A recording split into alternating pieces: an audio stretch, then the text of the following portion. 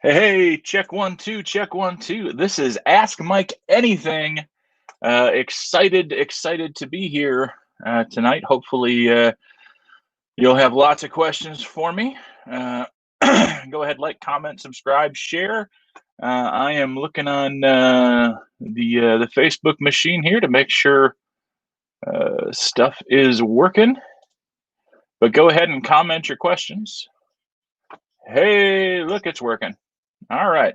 So you can, in fact, you can ask me anything, although I do stipulate if you ask me a math question, we are only both going to end up disappointed. But seriously, any question you want. For those of you maybe just tuning in who don't know, I'm a pastor of two churches in Southeast Michigan. I have been for 8 years here. I did probably 15 years as a youth pastor before that, or 12, or whatever it works out to be. No, 15. I've been doing this a long time. So I can take any sorts of questions that have to do with church theology. If you want to know stuff about my life, you can do that. Um, we'll dive into some pre-scripted questions from some interview decks of cards that I have, if need be. And if all else fails, I will read from my 10-year-old journal. So, yeah, hit me up. What you got?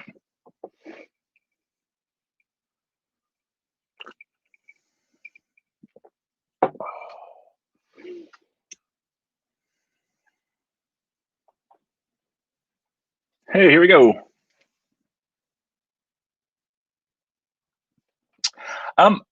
Okay, so Lynn's asking.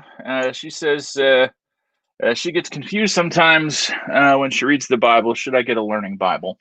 I'm not sure what you mean by learning Bible. If you mean a study Bible, absolutely. Study Bibles are very nice, good tools to give you some insight, especially when things get excuse me, get confusing. And they do. They get confusing predominantly because we're dealing across cultures, cultures that the modern day equivalents don't interact much, and not to mention we're dealing with cultures several thousand years in the past. One of my favorite, I don't know if I'd necessarily call it, it's a study Bible. They call it a study Bible. Is this one? You can't see it. That's okay. I will say what it is. It's a cultural backgrounds study Bible. It is. It's very interesting when you look at it. Like half of the page, half of each page, sometimes more, is actually the study notes. But this one in particular gets into cultural background. It's not so much commentary on the Bible itself as much as explaining the culture of the time and the place in which those particular sections were written. So that's a great question, Lynn. And virtually any study Bible, for the most part, is gonna help you out with getting some ideas about what's going on there. All right, looks like my old man has checked in. Who's a bigger goofball, you or your dad, and why? Um, I'm gonna say me, simply because I learned from him and have perfected it. So there. All right. So one good question off the bat, and then something from my old man.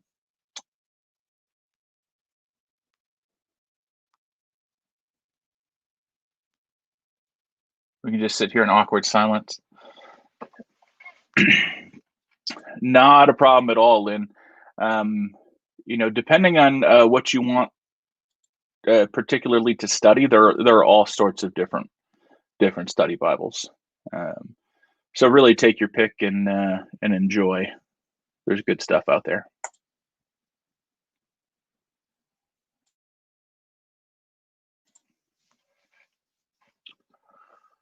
All right.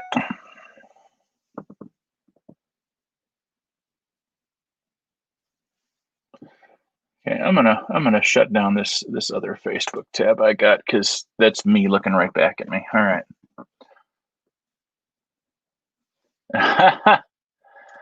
Is there a place for pets in heaven? How could it be heaven if there weren't? Would be my response to that. I don't know if we can make uh, a huge theological case for it. I mean, we see different places where animals are described in the Bible as being in heaven, um, but I don't see why not. What is my favorite childhood memory? That's a loaded question coming from you, Sarah Lynn. Um, let's see. Oh, I have a lot. I had a really good childhood. As much as sometimes it may not sound like it, I had a really good childhood. Um, my favorite story, my favorite memory, like the one that's going to stick with me for forever, is is my dad uh, taking me out on the front porch and having us sit and just write down everything we see for a minute or whatever it was, and just the lesson there that we were sitting in the same spot, same day, same time, and saw different things, focused on different things, keyed on different things. That was profound. But if like if I think back to things I did as a kid that I wish I could still do today, um, putting together the haunted houses at the Boys and Girls Club every year, and not for the reasons you think, Sarah, but putting those putting those together, figuring out the makeup, the special effects, all the things to make those fun and interesting, and that was always a good part for me. I love making things scary or doing fun things with technology. Good questions.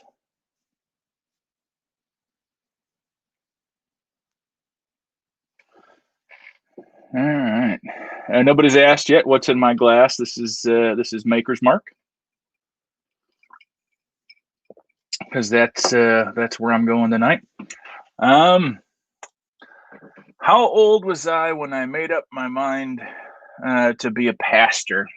Um, so that's actually a good question. They're all good questions, except for my dad's. They're all cheeky. Um, so I received my call when I was about 18 years old. I didn't have it all figured out as to what my call actually would entail. Initially, I thought overseas missions.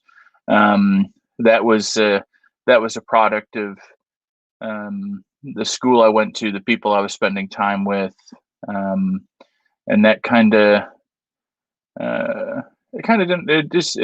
It didn't materialize the way it should have. Um, and then shortly after I finished Bible college, I got asked to do youth group for some churches, be the youth pastor, and that just kind of really fit, and was kind of the stepping stone or next rung on the ladder towards my calling as a pastor, towards figuring that all out. So short answer 18, long answer 20, 21, somewhere in there.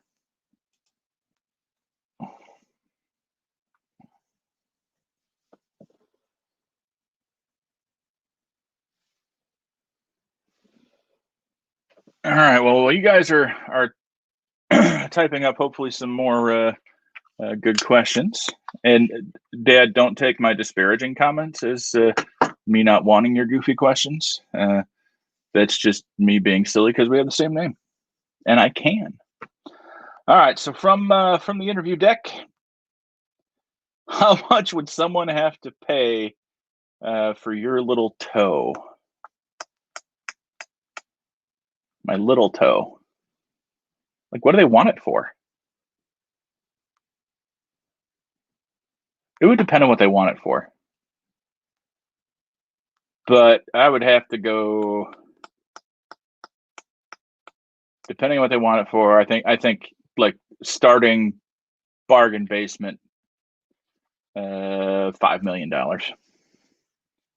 I don't know why anybody would want my little toe, but that's about where I'd be. 5 big ones, big ones. All right, keep them coming. All right, keep going to the decks. Here we go. Oh, we already had that one. Oh, we already had that one too.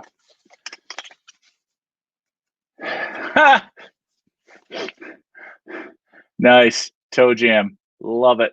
Love it. Oh, here we go. What's the longest you've ever waited in line for something, and what was it? I think we waited 2 hours, maybe, in line at Disney in order for Michaela to meet Elsa, I think, and get her picture taken. That was painful waiting. I've also waited outside in line at Ford Field in January to get in to see the Packers play the Lions, and that was an hour or two, I think, too. So, but yeah, not much longer than that. I don't like doing lines, and by that I mean standing in lines. And yeah, anyway.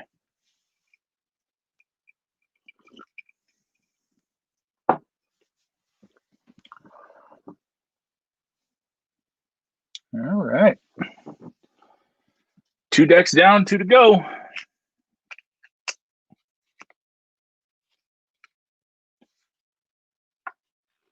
Whew. 5 things on my bucket list to complete by 50.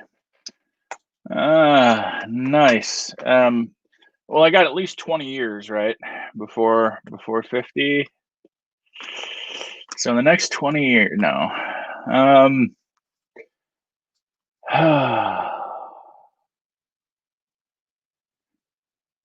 Let's see.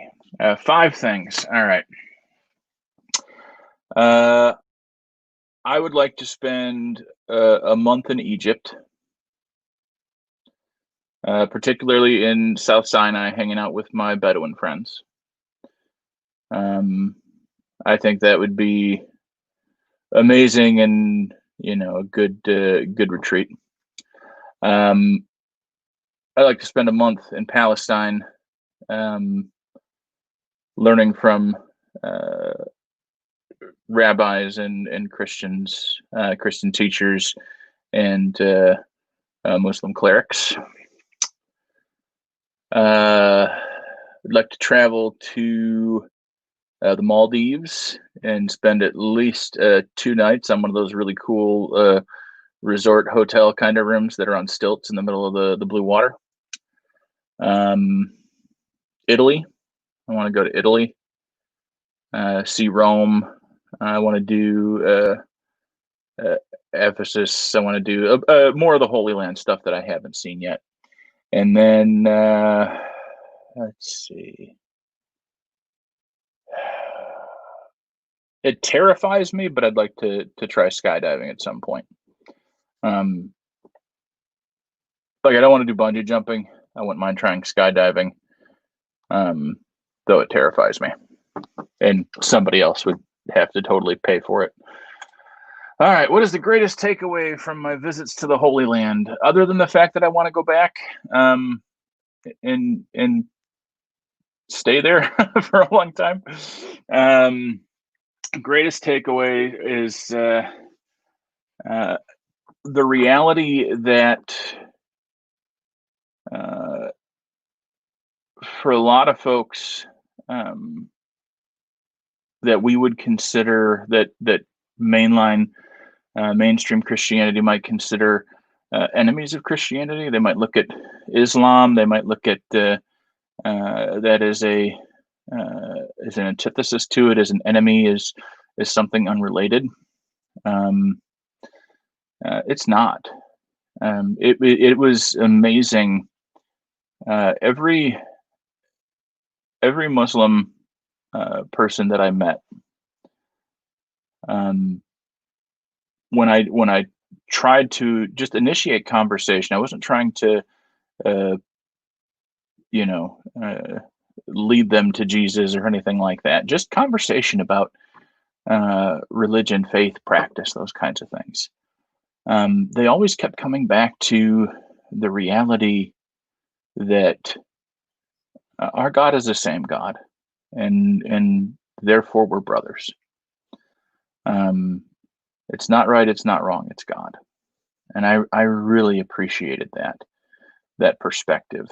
I don't know, I forget who I was talking to, but I mentioned that my two most profound religious kind of experiences in the Holy Land were at two historically non-Christian sites. One was the Western Wall, also known as the Wailing Wall, but let me tell you, they don't like to call it the Wailing Wall.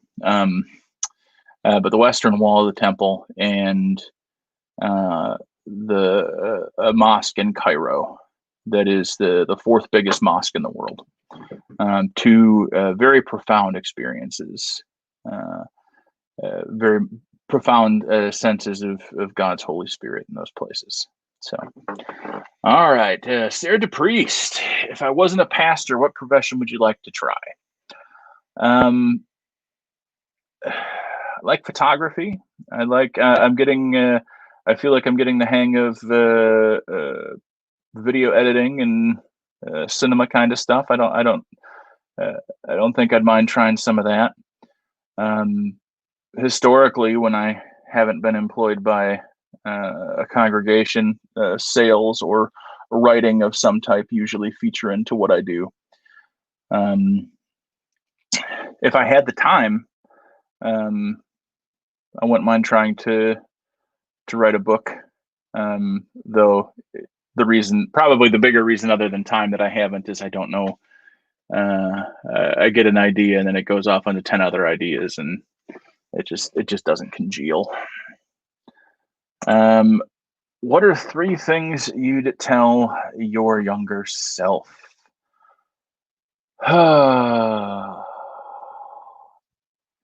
Eat right, exercise, and that's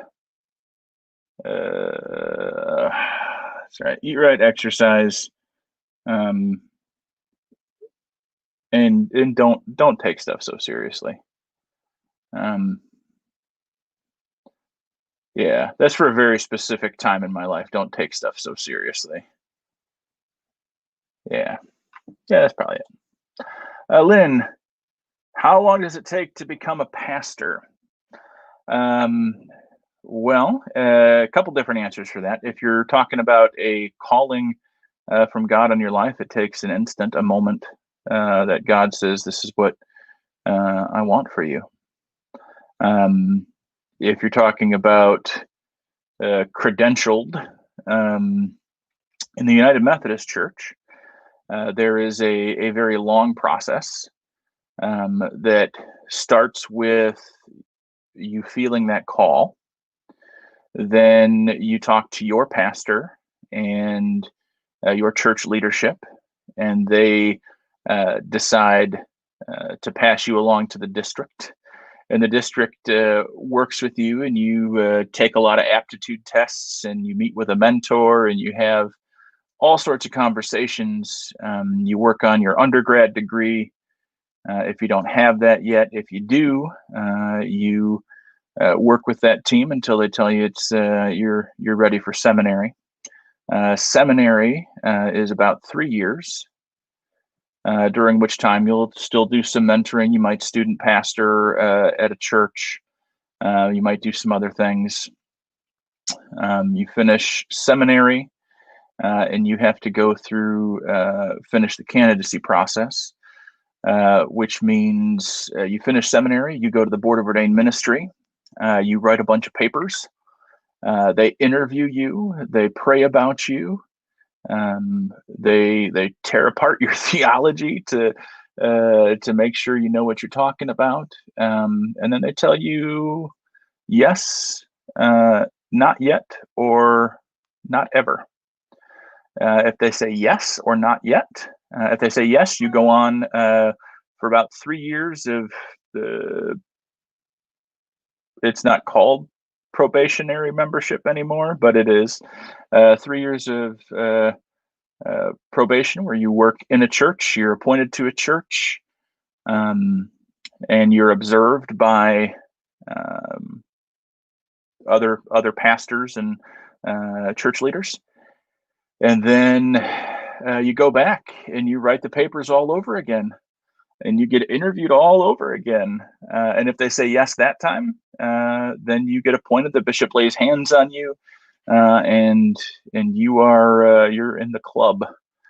If you get a not yet, then you just have to wait, and then you do that first round over again. And if you get a not yet at the second round, then you got to wait and do that round over again. It can be very frustrating for people. Bree, my wife, serves on the board in Michigan that helps make those determinations, that runs the interviews, that asks the questions, that discerns whether you get a yes, no, or not yet.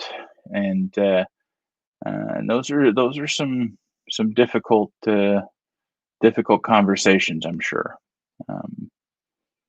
But yeah, it takes a while in the United Methodist Church. And other churches, other denominations, Lynn, you can get your call from God, and they might take you as you are. I don't know many that would, but some might. Otherwise, they'll expect some type of seminary, some type of degree in the Bible, and then they can hire you directly, that kind of thing. All right. Good questions. Good questions. I'll take more.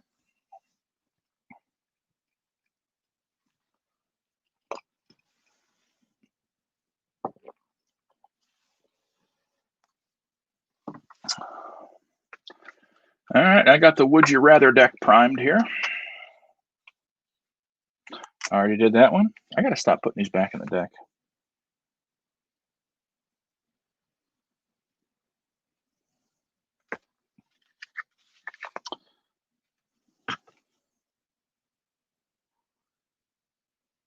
Oh, all right. Would you rather have your jaw wired shut for a month, drinking only out of a straw, or wear an eye patch for a year? I'd go jaw wired shut for a month. Drinking out of a straw. That is a lot. It is a lot, and it's one of those things. And I'm probably good Bree's not on this right now, because she does not like this conversation with me. A lot of the process is kind of backwards, and we're seeing right now there are of the 800 or so pastors in the state of Michigan, it is a teeny tiny percentage of that are pastors under the age of 35. People are really not taking that track as much. Seminary is close to $100,000 for your 3 years. So yeah, it's a lot. All right, from my dad: is it more difficult to provide outreach and services during the pandemic? Do you find people are becoming more depressed or sad, lonely? Is it more difficult to provide outreach and services during the pandemic? I have actually found it a little bit easier. It's at least in my immediate neighborhood, and for the congregation I serve here in this neighborhood, it has been, people are home. People are home with little to do, and so when we do have something going on that's physically distanced, people show up, and that's been really nice. food truck nights and pop-up shops and those kinds of things. Worship, if that's what you mean by services, it is profoundly more difficult. It is. I don't know how many of you have experience with public speaking, but it's one thing to write a sermon or to plan a worship service and know you're going to have some people to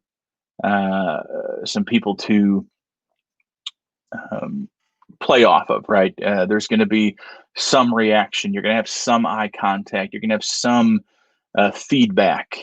When I record my sermon now, it's in this same room that I'm sitting here doing this, just facing the camera facing the green screen, or in an empty church building, and so it's difficult. Plus all of the editing and making sure things look right, and it's a lot. It makes it more difficult, but it is also a whole lot safer right now, and it's the best thing we can be doing right now to love our neighbor. So, do I find people becoming more depressed or sad, lonely? Absolutely. This is a tremendously difficult time. I've named it several times in several places. We have a viral pandemic, we have an economic pandemic, and we have a mental health pandemic. I know for me, I have not hidden the fact that I suffer from depression, and during this time, it's gotten worse. In terms of my fuse is shorter, in terms of I need I need to find ways that I can be with people, but without being with people, if that makes sense. So it's difficult, and it's important that we all realize that, and that there's nothing. It doesn't mean you're a good person, you're a bad person, you're defective if you have depression or you feel sad or you're lonely. That is a consequence of the time that we're in. What is important is that you recognize that, and you do what you can to make it better. For me tonight, we got Buffalo Wild Wings for dinner, which is it's not Bree's favorite, but it's mine, and the kids love it. And I sat in my recliner with my now 6-year-old snuggled into me, and we started watching the new Dave Bautista movie on Amazon Prime, My Spy, and she and I just sat there and giggled. We just giggled together through the whole thing. That's one of those things that helps lift me up from the sads, from the lonelies. And sometimes you need something different, but it's figuring out what you need and taking care of those needs, and that hasn't changed. Before the pandemic, we still needed to be doing that. We just had so much other stuff filling our lives that we didn't know it. So we need to find what it is that fills us and fill ourselves up. Let's see. Lynn, it is definitely good to make sure that it's your calling then, and that's that was part of the problem I was mentioning is, and that Bree and I argue about, is that prior to going and spending money on seminary, most people have no practical experience in the parish. Maybe they've been on a committee, maybe they've preached a sermon, but as far as what goes on, the stresses, the pressures, they don't know it. I had a friend who was in seminary at the same time as I was, and she came, and I had several friends, but two of them in particular. One of them had never read the whole Bible, but went to seminary. which always struck me as odd. And the second one had read the Bible, had felt the call, and then like a year in, she got a student pastorate, and it just tore her up. It was a rural church that had never had a female pastor before, and they just didn't know how to handle that. So yeah, it's important to make sure you know that calling is real and true before you make that investment, or before you get behind the wheel of a pulpit and do damage. That's important too. Robert, what happened to the Simple Theologian podcast this week? So it got all scheduled, it got all set up, and then Pastor Dan had some highfalutin Presbyterian thing he had to do, and we couldn't do it. So we'll be back next week, unless he comes up with some other Presbyterian thing he has to do. But I can't imagine there are two big Presbyterian things 2 weeks in a row. So yeah, we'll be back. What if pizza was no longer available? I do believe you're describing the sixth ring of hell. Is that what that is? I'm not sure. It'd be sad. But like, I mean, can you still get a calzone? Because it's kind of just like a folded pizza.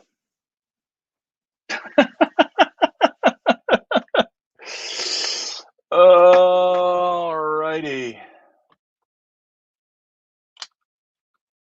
Any other questions?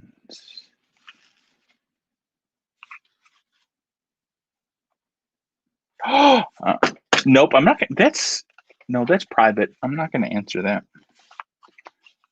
What was my first screen name?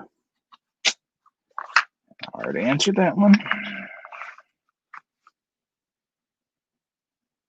1, 2.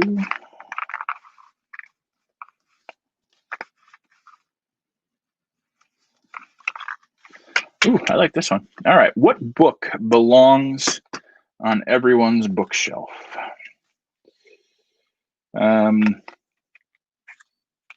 Well, there's a book that's usually on everybody's bookshelf that should be read a whole lot more, and that's your Bible. That's a good way to go. But I would say Richard Rohr's The Universal Christ and Brian McLaren's Generous Orthodoxy would be two that I think should be books people should read. All right. Lynn says, it's a hard question to ask. Here we go. How do I handle other people and their family who are not Christian or believe in God? You love them, Lynn. Plain and simple. Jesus talked about two types of people, neighbors and enemies. And he told us to love them both, even when they're in our family. I have very good friends who are atheists, and there are times I take my buddy RT off, who is an atheist, when I say that sometimes he's one of the best Christians I know. His life, the way he lives, the way he moves, the way he interacts with people, is very, very Christ-like, though he wouldn't describe it as that. So yeah, you love them. We have this myth floating around in our ethos that we have to be that we're responsible for making sure our loved ones know Jesus. I think that's true to the extent that they know Jesus by seeing Jesus in us. It's not up to us to convince people. That's God's job. That's the Holy Spirit's job.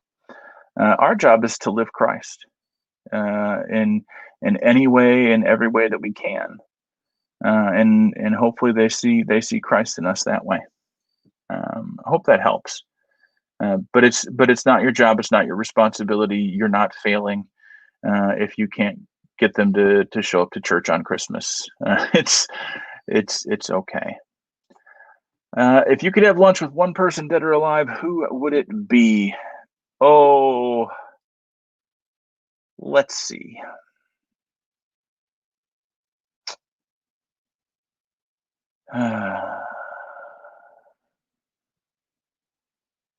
Just lunch? Probably. Oh, well, this is actually easy. When you get right down to it, if I could have lunch with one person, dead or alive, who would it be? It'd be Carl, my little boy. We'd have lunch, and it would be grand. Yeah. Let's see. Is it just coincidence that your birthday is so close to how? I don't know. Why would it be? I don't know. All right. If you got to the gates of heaven, what would you not apologize even if you were told you did it wrong? If you got to the gates of heaven, what would you not apologize?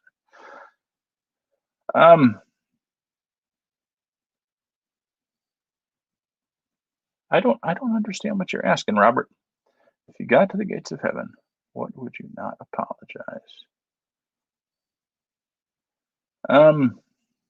So I don't envision that being how the gates of heaven works. But if I got there and God said, "Hey, you did this wrong," I don't know that I'd argue. I, I don't think I would. I would probably just repent and dust and ashes at that point. Yeah. And yeah, Lynn, I see, I hear you. And it's good to do that. But if they've heard it all so much, Lynn, it can be that they just tune it out, that they stop listening, that they just give you the answers they think they can get away with. It is far better to show people Christ in your life than to talk about it. Because eventually, as people see Christ in your life, they'll want to talk about it. All right. Sarah again. If you were a dog, what kind of dog would you be? I like Rottweilers. I think they're cute, and they have orange on them, and orange is kind of my color. But I also get a kick out of pit bulls these days, and huskies. I like dogs. I don't have a dog. I want a dog, but I can't have a dog. Yeah. My favorite kind of dog though has always been the mutt. A good mix of stuff. All right. All righty. Let's see. Sarah Lynn is here. I don't think you're in this one, Sarah Lynn. This is my journal it started from when I was 10. I don't think we knew each other at that point, Sarah. So I was going to skip ahead and see if I found a mention of you, but I think the timeline does not overlap on that one. All right. What do you wish you were really good at? I wish I was really good at the guitar. Like when I was younger, I thought I was good at guitar, mostly because I had a band around me that made it sound like I was good on guitar. Like now I can pluck a few things. Not even pluck, I can strum a few things. But yeah, I'd like to really be able to shred on guitar someday. Yeah, oh boy is right. I do believe I have that journal somewhere. that you might make an appearance in, but I don't know where off the top of my head. So, um, I think it was I think it was when we were 13 too, right around there. Um, so yeah, all right. Well, you guys can still type more questions. I'm gonna find our journal entry from when I was 10 years old for today. All right, we'll do two of them again because they're short.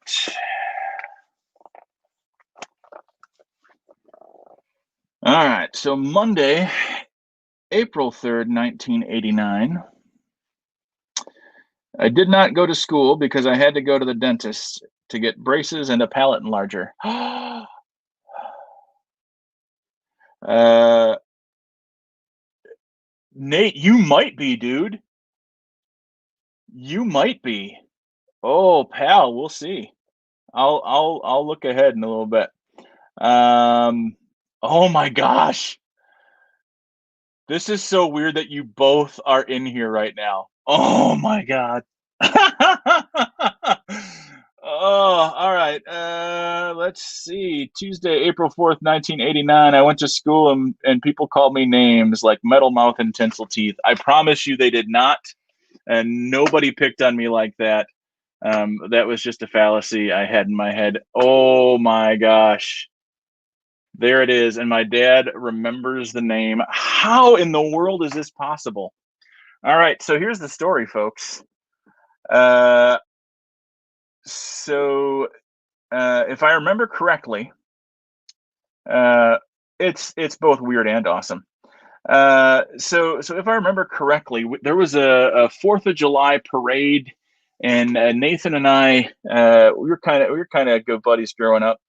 We were walking the parade with the Boys and Girls Club, selling or promoting the rubber duck race, and Sarah was taking dance classes at the Boys and Girls Club, and somehow got shanghaied. We didn't really know her at that point, but she'd gotten shanghaied into dressing up in a rubber duck costume and kind of dancing the parade route.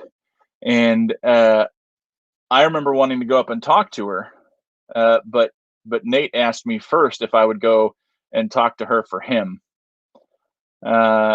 And so, if I remember correctly, Sarah, you and Nate dated for a little bit, and then there was some type of not dating anymore, and then you and I dated for a while, and yeah, this is all young teenage stuff. But oh, how odd is it that you are both here for the Ask Me Anything? That's funny. That's funny. That makes my heart glad. And you probably are in there, Nate. I'm gonna have to check it out. I'm gonna have to look. If I find it, I will definitely message it to you on uh, on Facebook. Oh, and I remember. Oh, that's right. He answering machine man. That's right. He broke up with your answering machine. And I remember I went to ask you out for him, and you told me, well, he has to come and ask you himself. I remember that. Oh, yeah. Answering machine man. See, all we need now is for Brian Plog to come on. And that'll be the trifecta for you, Sarah. All right, I will look into that later. I had a question up here from Robert. Is there something you battle with internally in your faith journey, or what is the biggest thing you have a hard time putting into practice? Sometimes I let my ideology get the better of me. That's the big thing I'm working on now. Trying to see past ideology and see people. Trying not to look at people and dehumanize them. I think that's something we all struggle with these days. But yeah, that would be the big struggle for me. Internally with my faith journey, it's every once in a while there are days where you wonder if God's there. I tend to have it. It's interesting, but recently I tend to have fewer of those lately. So that's really good. So Sarah, no joke. I remember when you and Brian started dating, and he came up to me and he was all nervous, because apparently, according to him, you told him that if I ever said I wanted you back, that you would dump him in a heartbeat. And he was nervous. I think it was at Waterfront Festival one year. This is like blast from my past. Ask Mike Anything is what this is. Holy cow. Yeah. Oh, I think I saw him at our 20th class reunion a couple years ago. I'm old. And I am not saying that you actually said that, Tim. I'm saying that was the story he told me and what he feared. Oh man. Like, we need to do a Zoom. We need to like do, early 90s classmate Zoom. I know you were. That's great. Oh, all right. Any other questions? I'm open. Hey, Nate, do you remember in high school when we weren't friends, and I wound up me and a few of my no good friends wound up throwing eggs at your house, and then I had to come over and clean stuff off. I remember that. Sorry about that, by the way. All right, Carly. Okay, no, nobody's already asked this. What musical group would people be surprised that you like? Let me name a few. Tell me if you're surprised. Metallica, Eminem, DC Talk, Todd Agnew, David Crowder. Did I say Eminem? I like Eminem. I was listening to. I have a. I don't know if it was a station or something on my phone that was like a mix of Eminem and Metallica. It was weird. So, yeah, we should all get together sometime, and not give each other COVID.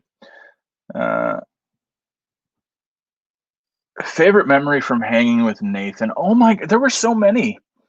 Man. I loved hanging out at your house. I love sneaking liquor from your parents' liquor cabinet, and like filling it back up with Kool-Aid. Let's see. Smoking on the train tracks. Walking and smoking on the train tracks. That was always fun. Yes, we all did things we regret in our youth. Holy cow. Uncle Mike, what's going on, man?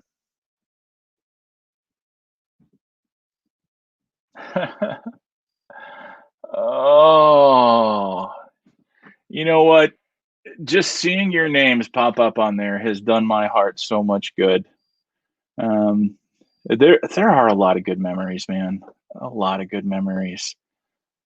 Oh, there's some sucky ones too. But there are good ones. There are lots of good ones. We did we do Pee Wee football together, Nate, or was it Hornets? I think we did Hornets together. Uncle Mike, I would like to say it's good to hear your voice too. It's good to read your text, I guess. So Michael Irvin, this guy on here. Mike, you don't know this, but you have made your way into at least 3 or 4 sermons over the course of the last 10 years or so.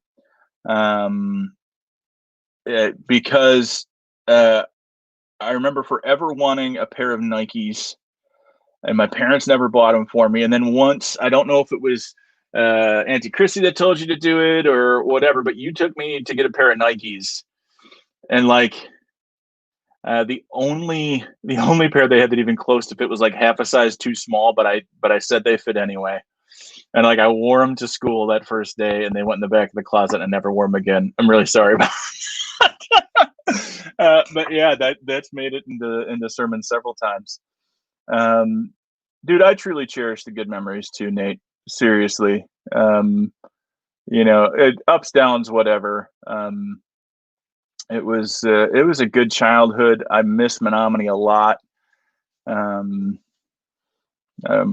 We started going back for a little bit each summer the last couple of years, and now pandemic's kind of slowed that. But yeah, what you gonna do? That's right. You were Vikings. I remember. I think I still have my championship trophy from 1995 around here somewhere.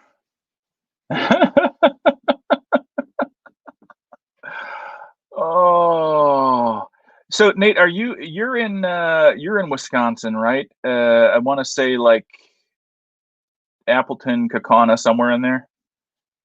Correct me if I'm wrong. Somewhere around that place. And Sarah, if I'm not mistaken, you are East Coast, aren't you? I know we got a little bit of a lag, but so getting together might not be the easiest thing. But now we have Zoom, so we can figure that out. Yep. All right. Oh, Green Bay. Good. Yeah, we were in Green Bay. My kids love Bay Beach. Like we've taken them full-blown Disney resort vacations. They love Bay Beach. I'm good with that. All right, Katie Wagner. What is your most favorite and least favorite thing about ministry? Most surprising, best coping skill for toxic people, best way to appreciate awesome people. All right. Favorite thing about ministry, people. Least favorite thing about ministry, the other people. No. I love people. I love getting to interact with people. I love being able to put together sermons that are meaningful. I don't like unrealistic expectations in ministry. So I try to set them fairly early on at an appointment. Most surprising thing in ministry is the people. When you least expect it, will I've gone 8 months at a shot where prior to COVID, where you get the nice sermon, pastor, nice sermon, pastor, nice sermon, pastor, and then 6-8 months down the road, you're at a fellowship or something, and somebody says, "Oh, by the way, that sermon you preached 6 months ago, it helped me make a change for the better. It helped me make a change in my life. I decided to do something different than I normally would." I love that. Best coping skill for toxic people: if you know they're toxic, stay away. If you can't stay away, set boundaries and be clear about it. Honesty is almost always the best policy. So if there was someone in my congregation that I knew was toxic to me, like just completely drained me, and they weren't doing it on purpose. Let's assume that. I would say, can I be honest? These conversations we're having, they really drain me. And so let's set up and we'll talk about this thing once a month, and not every time we meet, not every time I see you, kind of thing. Best way to appreciate awesome people. So my understanding, the way I try to operate as a pastor is to give credit and take blame. That is my go-to. And so if somebody comes to an event, even if I was the one that planned the whole thing, and then volunteers showed up, it's the volunteers. They did the thing. Because honestly and truly, I can plan stuff, but if people don't show up and do it, it's nothing. But best way to appreciate awesome people is to give them credit, to praise them, to let them know, that they're appreciated. You can do that with cards. You can do that by saying it from the pulpit. You can do a lot of that. Who from your childhood do you miss? I'll just say Sam. Wonder what would have become of him. Yeah. Yeah.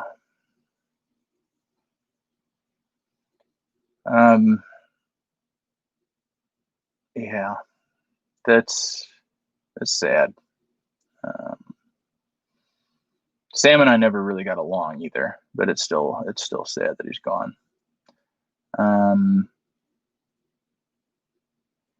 So who do I miss? I kind of miss everybody, but like I remember there's a good long while where I would just hang out and go fishing with Jason and Jeremy Peterson on the river. That was always fun. Corey Bailey too. He's gone now too. Yeah. When are me and Bree coming for a pasture weekend to Torch Lake? I don't know. There are a lot of things up in the air we don't know about.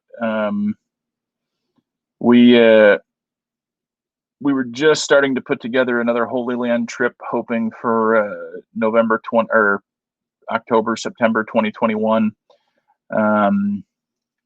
But it's still rough to think and plan that way. So Torch Lake, though, that's a possibility. I know we're looking at doing Lake Huron again sometime soon. Yeah, Corey Bailey passed away, gosh, 4 or 5 years ago now. Like just a gut punch out of nowhere. It was always one of those. I thought every time I got back, I thought, oh, maybe I'll meet up with Corey, and it just never happened. Well, see, now that's a horse of a different color, Katie. You got a guest suite. We may have to come up and check that out. Leave the kids with grandma. Oh, folks, it has been another great hour. And I just want to say I appreciate all of you being here. I appreciate all of you hanging out through my trip down memory lane with Sarah Lynn and Nathan and my former uncle Mike Irvin. Oh gosh, memories, right? It's one of those things you hardly give it a second thought. So much has happened. So much time has gone. But yeah, that's okay, Nate. We're getting ready to finish up here anyway, and we're here every Monday, 7:00. Ask Mike anything. Yeah. And David Gray comes on with the math question. My standing rule on math questions, David, is I will give the same answer every time, and that's 42. Because math, not my deal. Never has been, never will be. Which is really funny because I think last week I had a bunch of math questions, and then I got done, and my 11-year-old came downstairs with some questions about math, and my Bree is the math person, and she was out of town, and so I wound up having to try my hand at math. And the answer was not 42. All right. So yeah. All right, thanks, y'all. It was great. It was wonderful. I will, Sarah. I will hit up you and Nate and maybe see who else I can find on Facebook with a Zoom link, and we'll get a happy hour going or something. Until next week, folks. Fun with Faith, Monday through Friday, 10 a.m. Right here on my page or on YouTube channel, and Sunday mornings back here too. So take it easy. Have a great night. Peace.